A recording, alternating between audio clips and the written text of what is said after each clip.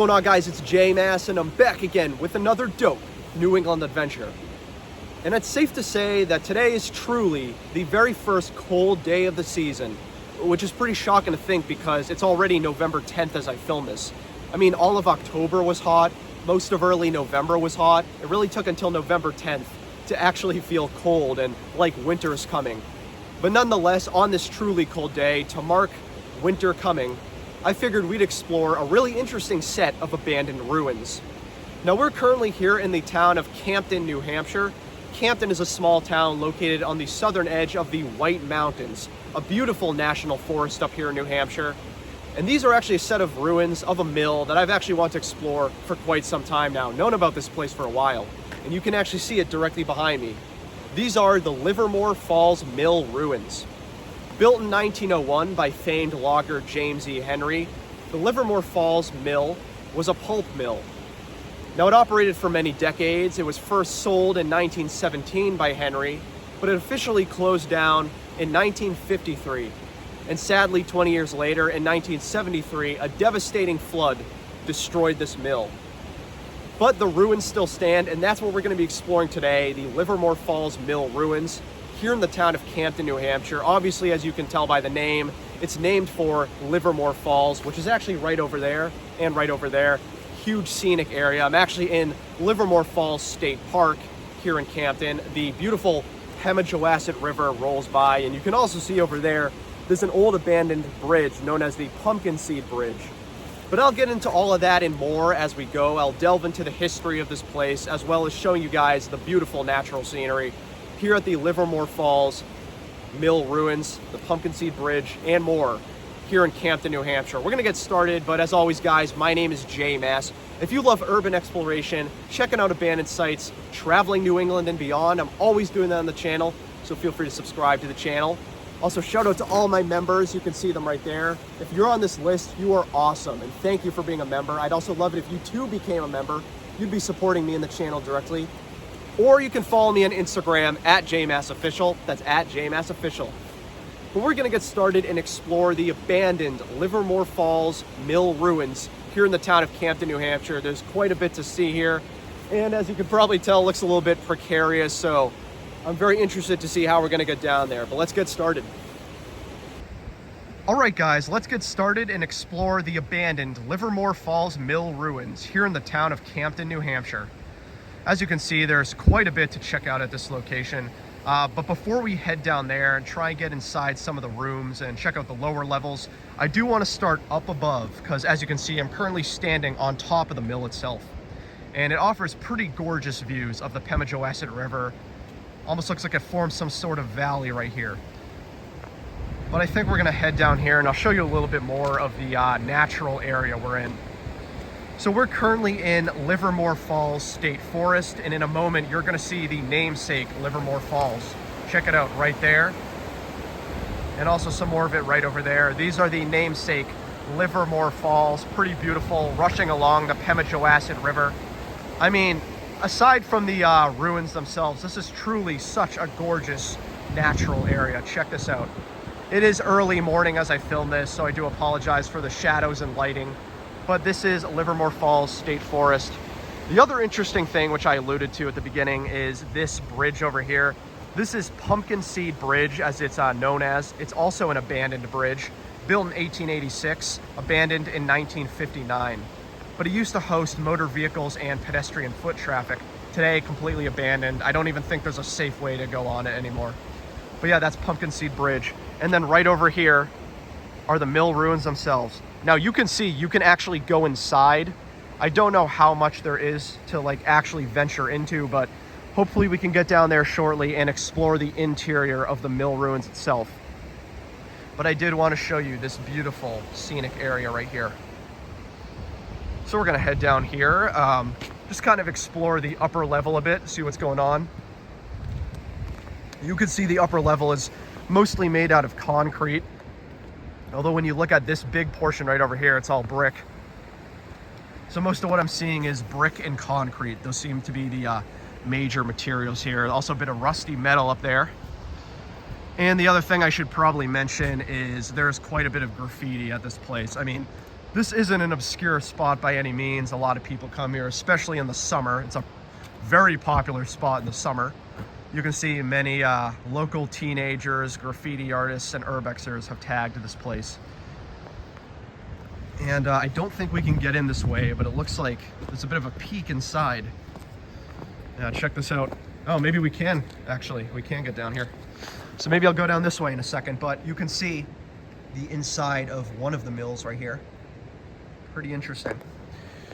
Another interesting thing I want to mention about this area. So obviously we're going to be checking out this abandoned mill ruins, built in 1901, abandoned in 1953.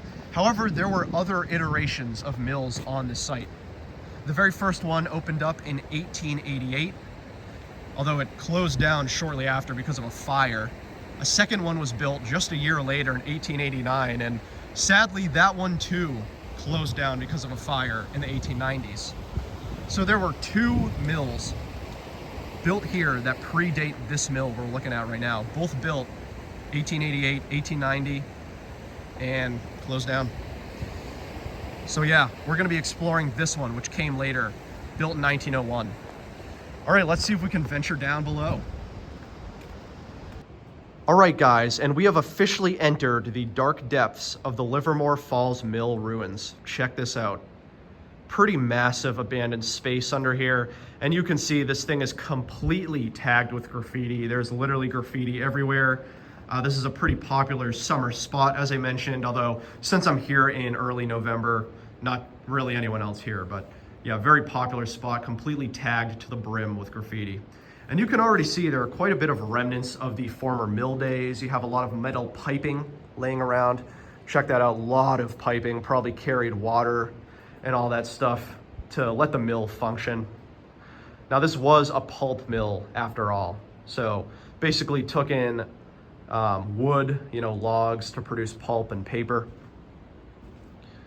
And you can see it's almost entirely made out of brick. Although of course you have like metal support beams and stuff, but almost entirely made out of brick. Super cool. Today, almost entirely filled with topsoil and rocks.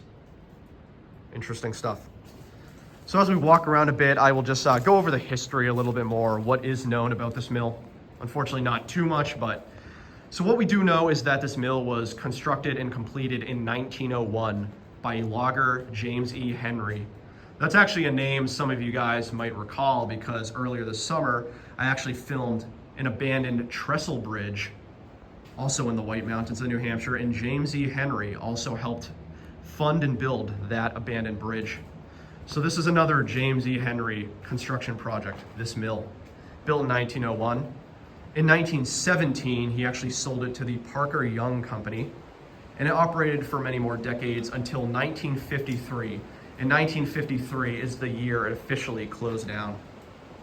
Now, sadly, it only lasted 20 years until 1973, when a devastating flood from the Pemigewasset River pretty much destroyed it. And all that's left today are these ruins. And while I couldn't find any clear evidence of this, I would not be shocked if there was also a fire here at some point. Because as I mentioned, there were two other mills that predated this mill, both of which succumbed to fires. The first built in 1888, the second built in 1889, but burned down sometime in the 1890s. Super cool area though, check this out. While a lot of this graffiti is obviously kind of mindless scribbling and not really a big fan of it, there are some cool pieces of artwork. Like I kind of like this, these trippy mushrooms. That's kind of cool. But yeah, pretty heavily tagged area. But this is the inside, or I should say the main room inside the mill ruins. I think we're gonna head down here now, check this out. Okay guys, so we're now down below. We actually just came from that crevice right there. We were inside this huge brick section right there. We just came out from there, and now we're down below. And you get a really cool view of the mill ruins right down here. Check this out. That's the portion I'm really excited to get into. But it's a really interesting set of ruins. As I said, I've known about this place for quite some time now. I've been wanting to come over here. And then of course the pumpkin seed bridge in the distance. One thing I do want to mention to you guys, by the way, while this place is open to the public and you can come here no problem, it's completely open to the public, it is very dangerous. I mean, trying to get down here, I was doing a lot of teeter-tottering on really precarious ledges and stuff. One false move and you're gonna fall down into the depths below. So you just gotta be careful if you do decide to come here. It is extremely dangerous. This definitely isn't a place for children, only experienced explorers. So definitely exercise caution. It's very precarious getting down here. I did just want to tell you guys that. But man, this is so cool. Let's see if we can make our way down here. You can also see there's remnants of bricks everywhere from the mill ruins. Some interesting other artifacts and remnants. And by the way, if you guys see anything interesting that I miss, please let me know in the comments. I love hearing your comments, especially those who know more about what I'm looking at. I know I've said this before, but I'm not super well versed in industrial machinery and equipment, so if you see anything interesting that I'm glossing over, please let me know in the comments. Okay, this looks like it might have been a chimney or a fireplace. Look at this. Yeah, this must have been a chimney at some point. Today, completely destroyed. Let's head down here. Some more brick ruins. This is kind of interesting though. You can see all the metal support beams in between. Oh, and there's another gaping area down here. So that, it looks like, actually leads down below into the water. Yeah, so we're definitely not going to be going down there. That actually looks like it leads down into the water below. Check that out. So that must have filtered out water. Actually, it looks like that hole right there leads down into there. And then maybe the Pemigewasset River flowed below here. I'm not entirely sure. Pretty cool. Let's see if we can head in here now. All right, I want to check out this little tunnel area. Let's see if we can precariously make our way through. I got to walk in these metal gears or whatever they are. This is cool, kind of a little archway, almost looking like a tunnel. And right over there, if you probably guessed, is the rocky area leading to the Livermore Falls themselves. Wow, this place is completely wrecked. So obviously this was destroyed by a flood in 1973, but I would not be shocked if it was ruined by, you know, other natural means like fires and stuff like that. Maybe some vandalism. I'm not gonna go too far out here, but this leads to the, you know, outdoor area with the Livermore Falls. You can actually see, looks like there's a man-made dam over here. That's kind of cool. So right past there is a Pemigewasset River, and it looks like there's a dam blocking the water from coming through. You can actually see this looks like a dry riverbed leading right into the ruins themselves. This must have, I don't know if I'm right on this, but this must have filtered water from the Pemigewasset River. I believe that at one point when that dam wasn't there, the Pemigewasset River must have been redirected, flowed through here, right underneath the mill ruins, or the mill when it wasn't ruins. But it looks like it must have filtered down there. That's my guess. And that's probably why we saw water down below in that broken section. Let's head over here. Kind of looks like more of the same thing, yep. Yeah, this must have filtered water from the river, I think. That's my best educated guess. Actually, maybe we can even take a closer look. Yeah, look at that. Water must have gone down there. I think the river flowed through. Fascinating. I also want to, I saw like a little opening here. I just want to peek in. Might be kind of tough to see, but wow, with all this wreckage. Oh yeah, look at that. Another little archway. Got to be super careful though. Again, this is a very dangerous spot, honestly. Also a lot of just rusted metal poking out in every direction. And bricks everywhere, loose brick. Definitely watch your footing. Very interesting. Very interesting. But yeah, this is the bottom section right here. You know what, why not? Let's head up here actually. It might be a cool view up there. I don't know if there will be, but we can take a look. Gotta walk up the sand. You know, one interesting thing too to keep in mind, you know, when everyone thinks of the White Mountains of New Hampshire and just this general region of rural New Hampshire, They often think of, you know, natural beauty, natural scenery, like forests and trees and mountains. But there really was more to that for years. The White Mountains in New Hampshire and all of the towns that resided there seriously relied on local industries like logging. And this mill you're checking out is a remnant of that time when the logging industry was booming here in New Hampshire. Okay, this is kind of cool. Not too much up here, but I did just want to take a look. I think we're gonna head back in. I do want to check that other interior section, see what we got going on over there. Let's do it. All right, guys, so we're back inside again. We just came from down below, down there, which honestly was such a cool area to explore. But we're down below, and there's a section I really want to check out with all the windows. I feel like that would be pretty cool. Probably not a lot going on in there, but I still want to see it. It looks really cool, especially from the pictures I saw online. So let's head down here. It's this section right underneath, actually where I filmed the introduction, right up there. Now, obviously, the probably number one thing you guys are noticing is that there's really not much left behind. Obviously, all of the equipment and machinery has been scrapped or taken away. It's really just the ruins of the shell of the building we're seeing now. Oh, look at this. This is cool. I like this. It's not a lot in here, but I just like this little hallway area with all the windows peeking out. Check that. All the arched windows peeking out into this section right here. Beautiful views of the Pumpkin Seed Bridge right over there. And then, of course, the section we were just in. That's really cool. I wonder if we can get a good view of the falls over here. Sort of. Oh yeah, right over there. That's cool. This is a cool little section. This is the picture I saw the most when researching online. And check out right above, look at that. You can see all the support beams, all the brick. I mean, there's definitely concrete, but I feel like the bulk of this building is made out of brick. And the architectural design is really interesting as well. A lot of arches are in use. You know, you see a lot of that in mills and former mills and standing mills. You see these arch designs. Pretty cool. I always loved those, especially like the arched windows like this. And then this side is pretty interesting. It looks like it's just made out of rock. This is just all rock right here. I can't tell if this was, no, this is definitely hand placed. Yeah, like, actually you can get a good look at it right here. This is all like stones, you know, maybe, I don't know if that's granite or something, but probably is because we're in the granite state. Super cool. That was awesome. I do think that's almost about it. I'm gonna look around a little bit more, but I do think that's most of the Livermore Falls ruins, to be honest. I don't know what really else there is to see here. So I think if that's the case, I'll do one more final walkthrough of the whole area. So we just went down here.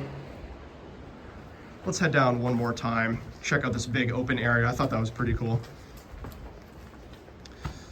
A pretty interesting area. And again, as I did mention, this kind of, you know, alludes to a time when the White Mountains region of New Hampshire seriously relied on logging for its local economies. Logging was such a lucrative business because, of course, the White Mountains is a very thickly forested area. There's so many trees. As a result, so many opportunities for logging. And, you know, this mill, the Livermore Falls Mill, played a role in that. And in fact, James E. Henry is a name you should research. He's a really interesting figure. He was one of the most important loggers in New Hampshire's state history.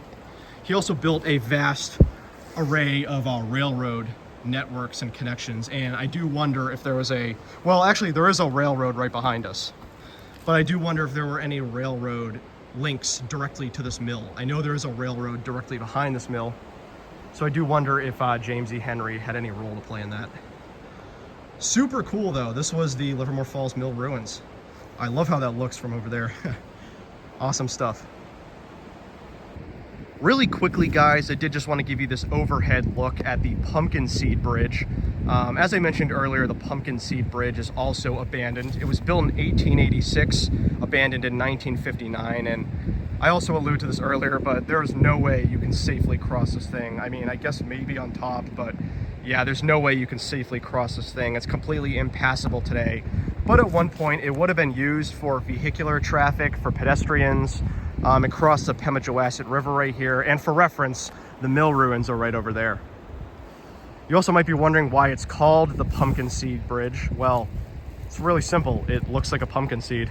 It looks kind of like a eye-shaped oval, but it landed the name Pumpkin Seed Bridge purely because of how it looks.